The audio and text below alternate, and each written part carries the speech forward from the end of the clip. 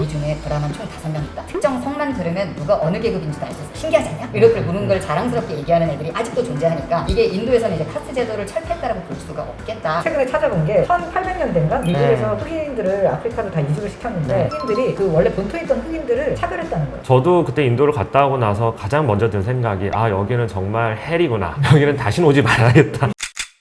오늘은 저희가 좀 재밌는 컨텐츠를 하려고 모였는데요. 전 사실 어저께가 회사를 마지막으로 간 날이었고 이제 휴가예요. 여름휴가 첫날 블로그를 정리해 놓은 거 노트가 있는데 이 노트 가지고 그냥 이게 대충 와가지고 이제 컨텐츠 찍으려고 하고 있는데 오늘은 이제 화이트 타이거라는 영화를 조승연도 그렇고 이미 많은 유튜버들이 이걸 리뷰를 해놨어요. 영화 유튜버들은 영화적 관점에서 이제 리뷰를 했고 조승연의 탐구생활인가 거기서는 인도인 한 명 불러가지고 누군지 몰랐는데 어쨌든 유명한 사람이라 그러대요. 근데 저희는 조금 다른 관점에서 덧붙일 게 있으면 좀 덧붙이면서 하려고 처음 영화 추천은 용민이 형이 추천을 해줬고요. 집에 심심해 딱 봤는데 굉장히 구성도 좀 알차고 짜임새도 굉장히 괜찮고 시사점이 좀 많은 것 같아서 두 분은 어떻게 보셨어요, 영화를? 그냥 편하게 말씀드리면 인도를 죽을 때까지 안 가는 게 소원이거든요. 보면서 간접 경험 최대한 하려고 합니다. 그런 마음가짐으로 봤고요. 원더엑스님은 어떻게? 이 영화가 되게 여러 가지를 담고 있어서 사실은 하나하나 보는 요소로도 재밌는데 전체적으로 되게 다크해요. 밝은 사이드와 어두운 사이드 중에서 이건 어두운 쪽을 다루겠다고 했는데 이게 가면 갈수록 더 어두워지니까 왜 주인공이 이런 행동을 하게 했나? 그래서 나중에는 조금 더 주인공에 대해서 몰입해서 볼 수 있었고 그 영화가 끝나고 나서는 전에 공부하러 갔을 때 만났던 인도 친구들 얘네는 왜 이렇게 행동하고 이런 생각을 했을까? 그거를 조금 더 돌아볼 수 있어서 개인적으로는 의미 있던 시간이었습니다. 이 영화를 안 보신 분들은 쟤들이 뭔 얘기하나 이렇게 생각할 수 있잖아요. 이 영화를 전반적으로 가로지르는 카스트 제도에 대해서 좀 원더엑스님이 설명을 좀 해주셨으면 좋겠고 이 영화의 어떤 처음 시작부터 어떤 줄거리인지 이거를 전반적으로 아주 짧게 설명을 좀 해주셨으면 좋겠어요. 일단 이 주인공이 발람이고 발람은 하층민 출신이에요. 인도에는 카스트 제도가 있고 10,000년 넘게 카스트 제도가 유지됐다. 우리가 알고 있는 어렸을 때 배웠던 카스트는 브라만과 크샤트리아, 바이샤, 수드라. 아리아인이 쳐들어온 게 10,000년이나 됐나요? 거기에서 10,000년이라고 설명이 나오길래요. 역사적으로 봤을 때는 기원이 되게 달랐어요. 그래서 우리 네 종류를 배운 것도 있지만 1000가지가 있었고 60가지가 있었고 거기에 자티인가요? 이것까지 붙이면 다양해지기 때문에 그래서 일단 뭐 영화에 나온 내용으로 치자면은 이렇게 해서 있지만 실제로는 더 많은 계층으로 나눠지고 그리고 발람도 그 중에서 굉장히 하층민 그래서 어려서부터 가난을 벗어나지도 못하고 그 와중에 대가족이다 보니까 학교를 그만 다니고 차를 끓여서 파는 그런 잡일 가까운 일을 하게 되면서 내가 어떻게든 신분 상승을 해야 되겠다라고 생각을 하고 그 와중에 이제 돈을 뜯으러 다니는 지주가 있잖아요. 그 집의 아들들을 보고 저쪽이 기사가 돼서 내가 좀 신분 상승을 해야 되겠다. 그래서 이제 옮기는 게 초반부이에요. 나름 그 안에서 어느 정도 인정도 받고 그리고 같이 있던 사람들을 약간은 모함이라고 해야 할 수 있겠죠. 그래서 내보내기도 하고 본인만의 영역을 구축하고 가는 중에 하나씩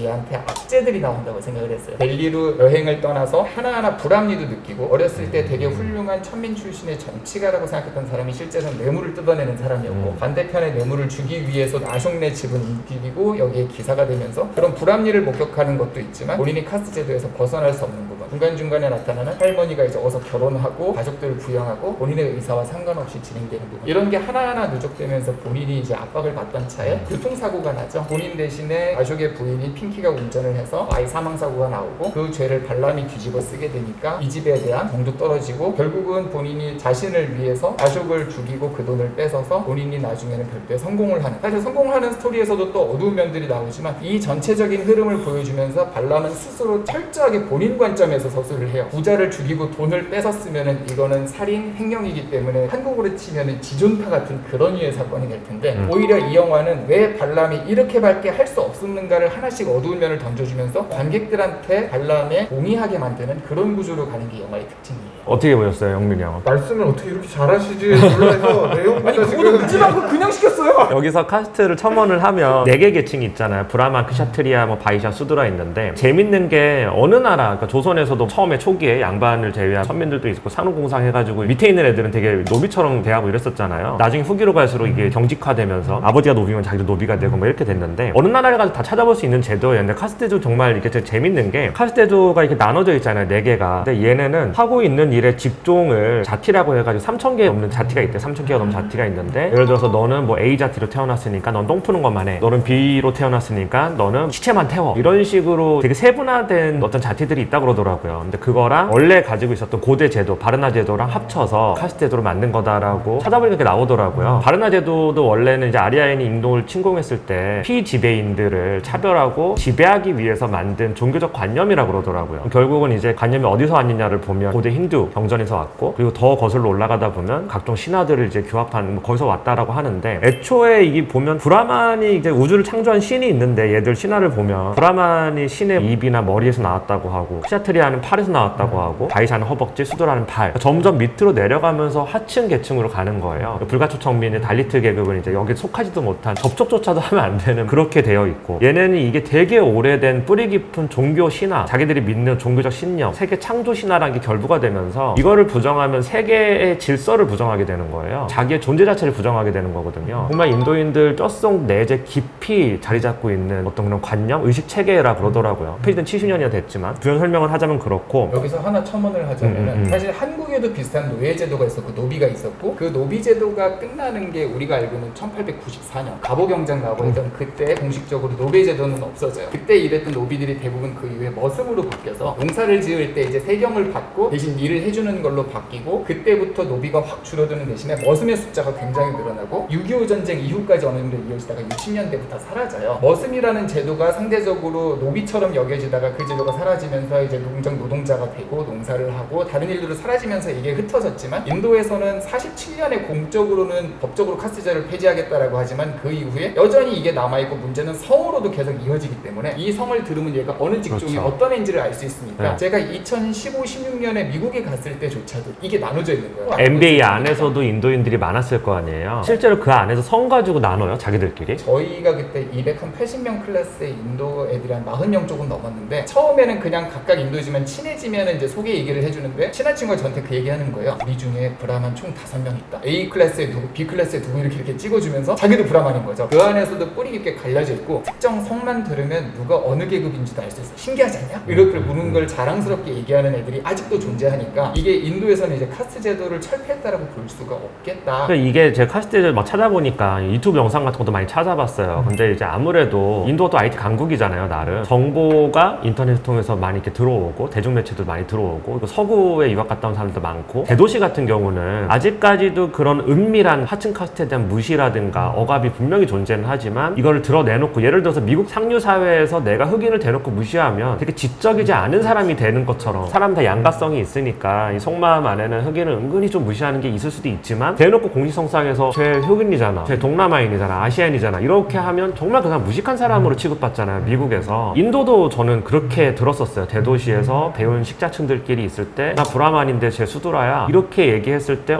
얘 진짜 언제적 사는 꼰대야, 이렇게 약간 취급을 받는다라고 들었는데, 인도가 재밌는 게 대도시와 시골 간이 이 격차가, 저는 이제 배낭여행을 이제 예전에 갔다 왔지만 요즘은 어떤지 모르겠어요. 요즘 많이 발전했다고 들었는데 아직까지도 시골은 심각하더라고요, 되게. 찾아보니까 제가 갔을 때만 얘기를 해보면, 저 2004년에 인도 배낭여행을 갔다 왔어요. 2004년 1월 1일을 바라나시에서 보냈습니다. 바라나시가 그 겐지스 강이 흐르는 시체 태우는 곳인데, 인도 여행 뭐에 대해서 얘기만 얘기하면 그것만 1시간 넘게 얘기할 수 있는데, 저도 그때 인도를 갔다 오고 나서 가장 먼저 든 생각이, 아, 여기는 정말 헬이구나, 여기는 다시는 오지 말아야겠다. 너무 고생을 많이 했고, 델리조차도 정말 헬이었어요. 델리 시내 한복판에서 다 역주행을 하고요. 차가 박았어요, 제가 탄 택시가. 자기들끼리 고함지르고 싸우다 그냥 가요. 뭐 이런 경우도 뭐 비일비재하고. 그리고 델리 시내에서도 소가 똥을 싸면 똥 냄새가 거리가 진동을 해요. 못 사는 지역으로 갈수록 더 심해지고, 잘 사는 지역은 좀 깨끗한데 그 지역이 얼마 안 되거든요. 이렇게만 또 설명할 수가 없어요. 이게 진짜 굉장히 아놈이거든요. 이런 데가 있을까 싶을 정도로, 저도 나름 이제 많은 국가들을 다녀봤지만 최악이었어요, 정말. 락스만가르 마을에 나오는 그 배경들이 있잖아요. 이 마을에 할머니가 찻집을 운영하고 대가족을 이루고 살고 있는데, 할머니가 얘들을 착취하며 살고 있잖아요. 어릴 때부터 8살, 7살 때부터 찻집에 청소하고 서탕 깨는 거 하고, 이러다가 성인이 되면 다 바보고, 뭐 세상은 또 완전 단절돼 있고, 인터넷 카페도 없고 아무것도 없잖아요. 얘들은 밖에 사는 사람들이 어떻게 사는지 아예 몰라요. 델리에 있는 시민들이 어떻게 살아가고 있고, 인도가 얼마나 지금 발전을 하고 있고, 코로나19 사태 이전에는 그 경제 성장률이 뭐 5%에서 한 10% 요 사이 왔다 갔다 한 걸로 알고 있는데, 고도 성장을 했단 말이에요. 그거의 혜택을 1도 보지 못하는 사람들인데, 환경적인 요인이긴 하지만 정말 지저분하고, 그 마을 배경이 절대 오바가 아니라는 거예요. 2004년에 갔다 왔는데 이것보다 훨씬 심했어요. 거기에는 진짜 인터넷도 없고 스마트폰도 없고, 지금은 좀 보급이 됐는지 모르겠어요. 근데 지금도 정말 시골은 없는 걸로 제가 알고 있고, 이 영화의 배경이 되는 락스만가르에서 온 발람이 이제 아숑 집에서 운전기사를 일을 하면서 아숑이 물어보잖아요, 영화에서. 페이스북 아냐 물어보니까 제가 책을 좋아한다. 인터넷 아냐 물어보니까 인터넷, 그걸 제가 필요하면 시장 가서 사오겠다, 뭐 이런 대화가 나오잖아요. 이게 정말 영화적 장치, 영화에서 인도의 어떤 정보 격차와 빈부 격차를 보여주는 장치라고 생각할 수도 있는데 전혀 그렇지 않아요. 진짜로 몰라요. 심각한 정도로 정보가 단절돼 있어서 사실 오늘 우리가 대화하는 주제는 카스트 제도를 비판하고 카스트 제도에 대해서 우리가 알아보고 인도가 얼마나 빈부가 심한지 알아봅시다. 이거는 이제 일부로 할 거고 일부에 더 나아가면 전 이 질문을 좀 두 분께 던지고 싶어요. 왜 사람들은 그런 불합리한 건의에 복종하는가? 물론 여러 가지 이유가 있겠죠. 행동주의 심리학에서 이야기하는 이유들도 있을 거고 우리가 또 여기서 미셸 푸코를 들고 나오지 않을 수가 없을 거고 발람의 어떤 동일시와 환멸과 자기 주체화 저는 이렇게 봤거든요. 영화를. 동일시라고 하는 거는 식민지에 살아가는 피식민인들이 서구를 동경하고 일본을 동경하고 이런 수준은 아니었지만 어쨌든 그들을 정말 가족이라고 생각하려고 노력하고 내재화된 어떤 노예 근성 같은 것들이 전 동일시의 하나라고 보는데 그러다가 아까 전에 이야기한 이제 원더씨님 잘 설명해줬는데 음주운전 교통사고의 죄를 자기가 뒤집어 쓰면서 환멸로 바뀌게 돼요. 그게 아주 결정적인 계기가 되거든요. 환멸에서 어떻게 가느냐 자기 주체화로 가게 된다는 거죠. 자기 주체화가 뭐냐 이광수가 했던 천재 주체론 막 이런 거랑 비슷한 거라고 저는 생각을 해요. 식민지에서 피식민인들이 살아갔던 자기 주체의 과정 자기 정체성의 어떤 회복의 과정과 굉장히 프로세스가 똑같더라고요. 그래서 제가 어저께 블로그에다 이광수 그 포스팅을 한 거였어요. 식민지에서 살아갔던 많은 피식민인들이 가지고 있었던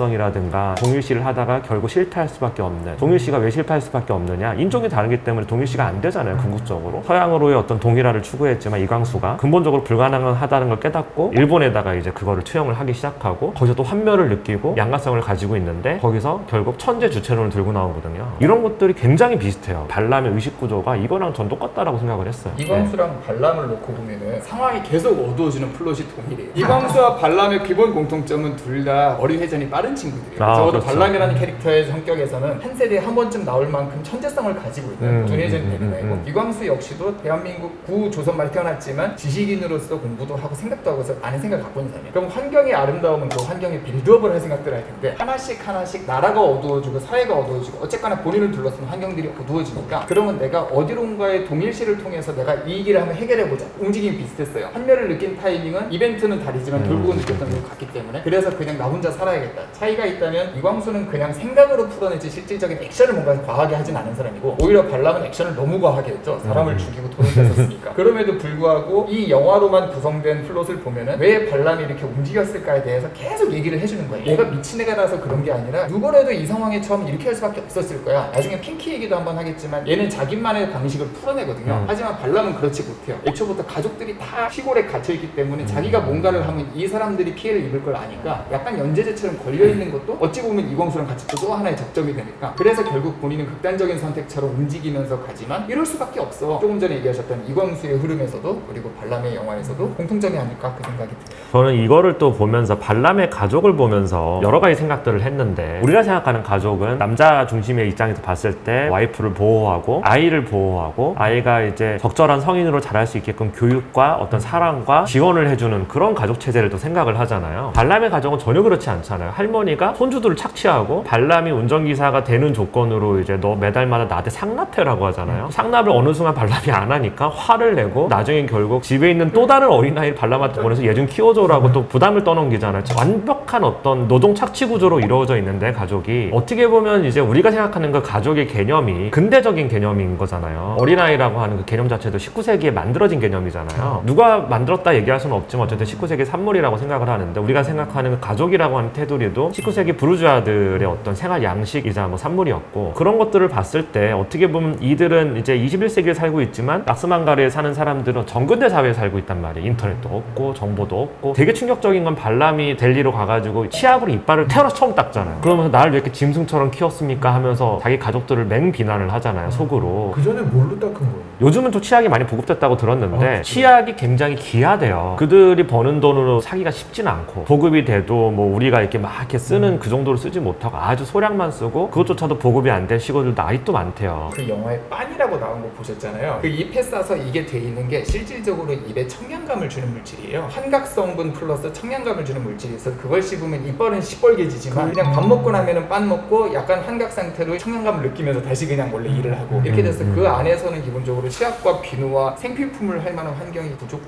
근데 약간 제가 지금 들으면서 계속 막 이러는 것도 별론 것 같아요. 그들이 삶의 방식에 대해서 놀라는 것까진 괜찮은데 어떻게 그렇게 살 수가 있지라고 표현이 되는 건 아니다 아니다라는 걸 말씀드리고 싶고 미국에서 컨설팅 할 때 프로젝트 할 때 느꼈었던 게 MBA 때는 그 친구랑 되게 친했었던 것 같아요. 저도 왜냐면 비슷한 경험을 한 게 프로젝트 했었는데 그때 컨설턴트가 인도 컨설턴트가 3명이 있었거든요. 근데 한 분은 따로 하는 거예요. 뭐가 안 좋냐 얘기했더니 그 2명을 살짝 딱 쳐다보더니 We don't talk 이러더라고요. 우리는 대화를 하지 않는다는 거예요. 그 순간에도 막 놀래고 막 그러면서 우리나라는 되게 아닌 척 했는데 우리가 물론 카스트 같은 건 없지만 그런 것들 되게 조심해야겠다는 생각을 했고 6.25 아까 말씀 주셨잖아요. 네. 그리고 우리 식민 시대가 있었고 이렇게 아주 디스럽티브한 변화나 임팩트가 우리나라에 없었다면 그게 이어질 수도 있었을 거고 왜냐면 직업 선택이 이어져 내려오는 거가 아니고 선택으로 바뀌게 된 되게 큰 계기들이었잖아요. 근데 인도는 그런 역사적인 거가 있었더라도 성이라든지 뭐 그 밖에도 더 탄탄하게 이 헤게모니를 구축할 수 있었던 것 같고 저는 사실 인도 현대사를 잘 몰라요. 인도 역사에 대해서 현대사에 대해서 좀 깊게 공부하신 분들이 이걸 답을 좀 줄 수 있을 것 같은데 제 내피셜적인 생각으로는 영화를 보고 궁금해서 찾아보니까 카스트 제도라는 게 영국이 이제 인도를 지배하기 전에 되게 오랫동안 지배했잖아요. 부분 지배를 했던 시기까지 포함을 하면 거의 200년 가까이 지배를 했는데 영국이 인도를 지배하는 과정에서 너무나 인구도 많고 방대한 토지를 지배할 수가 없잖아요. 정보통신이라는 게 발전했던 시대도 아니고 교통도 굉장히 좀 불편했고 영국인들이 어떻게 하면 효율적으로 지배할 수 있을까를 연구를 많이 한 것 같아요. 식민 정책학이라고 부르는 학문이 있어요. 다 없어진 학문들인데 19세기에서 20세기 초에 되게 유행을 해요. 왜냐하면 이제 식민지를 가지고 있었던 나라들이 많으니까. 말 그대로 우리가 식민지를 효율적으로 지배하려면 어떻게 해야 되지? 그럼 그 나라의 인종을 분석하고 문화를 분석하고 철저히 자기 입장에서 분석을 하는 거죠. 사실 이 식민 정책학이라는 게 오리엔탈리즘의 근간이 돼요. 그리고 그런 것들이 문학이라든가 사회과학 쪽에 많이 투영이 되고 어떻게 얘네들의 종이 우리보다 떨어지고 비문명화된 애들이고 얘네들은 왜 이렇게 살 수밖에 없어 이런 걸 막 연구를 되게 많이 해요. 서구에서. 특히 서구에서 많이 하죠. 그거를 그대로 가지고 와가지고 발전시킨 게 일본이었어요. 조선인과 일본인의 차이, 조선인은 왜 게으른가 막 이런 걸 막 연구하고 생체 실험하고 이런 식으로 식민 정책학이라고 하는 게 19세기에서 20세기 초까지 굉장히 많이 발전을 하게 되는데 영국이 똑같이 했어요. 이 시초는 영국이에요. 사실 처음부터 뭐 이런 목적 뭐 인종 개종 목적 막 이런 건 아니었지만 어쨌든 효율적으로 지배를 하려고 하면 그걸 잘 알아야 되잖아요. 지리도 잘 알아야 되고 그러니까 식민 정책학을 막 발전을 시켜요. 영국이 또 어떤 나라예요? 백과사전이 처음 나온 나라잖아요. 얘네들이 뭔가를 분류하고 체계를 나누고 이런 거에 아주 도사들이란 말이에요. 제가 찾아본 글들 좀 읽어보니까 예전에 있었던 카스트도 굉장히 공고했었는데 이거를 더 공고하게 만든 게 영국의 지배기였다라고 그러더라고요. 영국 입장에서는 이 방대한 영토를 지배하기 위해서 계층 간의 어떤 갈등을 조장하고 종교 간의 갈등을 굉장히 많이 조장을 했다 그러더라고요. 인도 같은 경우는 1947년에 독립을 하게 되는데 독립한 이후에 파키스탄이 분리가 되잖아요. 종교적인 문제로 둘이 분리가 되고 나중에는 이제 파키스탄도 동파키스탄은 방글라데시로도 분리가 되고 그건 인도 정부에서 또 이렇게 지원을 해줘가지고 파키스탄을 좀 이렇게 힘을 약하게 만들려고도 이렇게 만들잖아요. 독립한 이후에 1950년에 공식적으로 차별은 금지가 되는데 이런 것들이 왜 남아있느냐 이거는 정말 굉장히 재밌는 부분인 거죠. 여기에서 하나 더 이어서 생각을 해보면은 인도도 1950년대 60년대부터는 스스로 근대화를 향해서 갔고 한국도 그렇다면 왜 두 나라는 다를까 이런 생각을 자연스럽게 하게 돼요. 그 영화의 단서가 나오는 부분들이 한키 대신 본인이 살인을 했다고 주장할 때 변호사가 서류를 주면서 얘 읽을 수 있어? 라고 하니까 얘 읽을 수 있어 라고 해요. 보통의 생각은 얘는 읽을 수 없다라니까 하층민들은 아직 운명이라서 글 읽을 수 없다. 한마디로 교육을 받지 못했다라는 게 깔려있는 거고 우리나라는 1970년대 80년대 넘어가면서 시골 사람들이라도 다 글 읽는 연습을 해요. 우리나라가 문맹률을 굉장히 낮추면서 교육과 지식의 보급이 굉장히 빠른 나라였고 그 지식을 통해서 기존에 나눠져 있던 신분제도가 옳지 않고 우리나라는 민주주의고 자유롭게 본인의 일을 할 수 있고 이런 생각들이 공고하게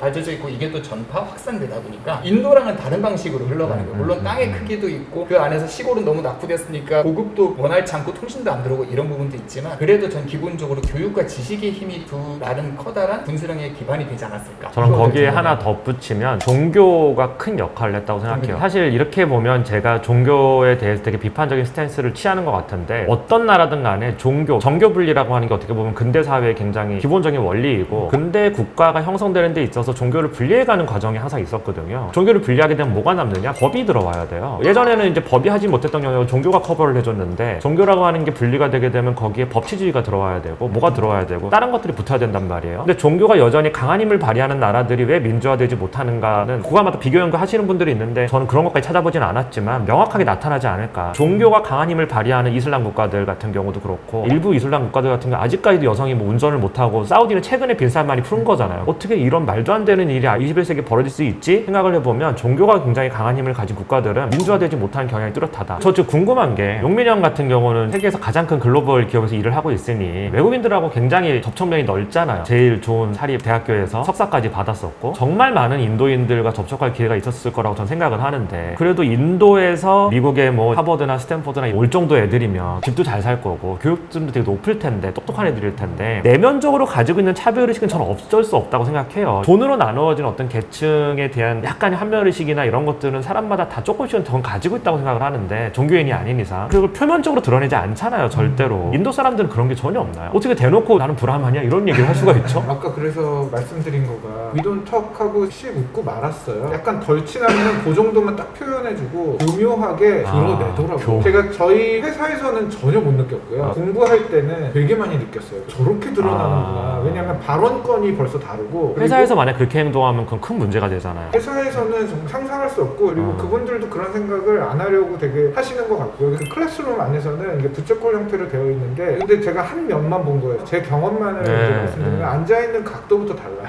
브라만 분이신 것 같아요. 정말 자기 방처럼 해요. 그런 경험을 되게 많이 했고 저는 하나 되게 궁금한 게 인도의 어떤 이런 현상들이 희석이 되는데 시간이 굉장히 오래 걸리거나 디스럽티브한 테크놀로지나 아니면 정세 변화가 있어야지 이게 가능할 것 같은데 테크놀로지의 힘은 저는 되게 믿거든요. 사실 개인적으로. 예를 들어서 메타버스 때문에 인종을 구분할 수 없는 일상 중에 그런 분들이 많아지거나 성별도 구분할 수 없고 젠더 이슈 없어질 거고 뭐 이런 것들에 대한 이상적인 모습은 갖고 있어요. 그러나 여전히 잔존할 거고요. 메타버스나 유니버스의 삶의 방식도 일부는 무조건 있기 때문에 앞으로 정말 인도가 어떻게 나아갈지에 대한 실마리를 혹시 어떻게 잡고 계신지도 되게 궁금해요. 잠깐 생각하고 계시는 중에 경험을 조금 풀어볼게요. 비교적 저는 가까운 때 이제 공부를 했었고 처음에 만났던 인도 애들은 그런 거 없어요. 그냥 다 평등한 것처럼 있지만 친해지면은 그때 이제 속마음들을 얘기하는 거니까 저희 교수님 중에 특별 한 명이 인도 조교 한 명을 굉장히 harsh하게 대하는 분이 있었어요. 별별 거 가지고 트집 잡고 욕하고 해서 돈을 빌렸나 왜 저랬나 봤더니 아마 둘이 신분이 달라서 저런 걸 거야 라고 했었고 또 다른 친구는 그 교수님 브라만인데 다른 친구 저기 낮은 계급이어서 교수님 굉장히 싫어해. 기본적인 혐오가 있기 때문에 이렇게 가는 게 하나가 있었고 또 하나 단서 중에 하나는 방금 국민님의 질문이랑 좀 맥이 닿는데 저랑 친했던 인도 여자애가 벵갈루루에서 왔어요. 거기서 왔는데 여기는 IT가 많이 개발돼서 이 친구가 그렇게 막 신분이 높고 이런 애는 아닌데 젊은 친구인데 머리 회전이 빨라서 거기서 IT 쪽 배가 특화시켜서 직업을 하다 보니까 미국에서 잡을 구하기 왔고 실제로 지금 미국에서 계속 잘 있는 친구인데 이쪽은 기술이 발전하기 때문에 아마 인도의 희망이 될 거라고 얘기를 했던 부분이 있었어요. 발람도 사실 스타트업을 차린 게 벵갈루루잖아요. 그래도 나름 IT의 단지가 있으니까 기술의 힘으로 나를 발전시킬 수 있어가 하나의 포인트인데 문제는 이게 이제 북부의 너무 작은 지역이다 보니까 인도 전체를 구원하기에는 힘들지만 어느 정도 단서만 될 수 있는 이 정도 단계가 제가 느낀 답이었어요. 제가 그래서 질문을 원더엑스님하고 터보님께 드린 거는 사람은 기본적으로 차별하려는 약간 마인드셋이 있는 것 같고 분류에 대한 본성이 있는 것 같아요.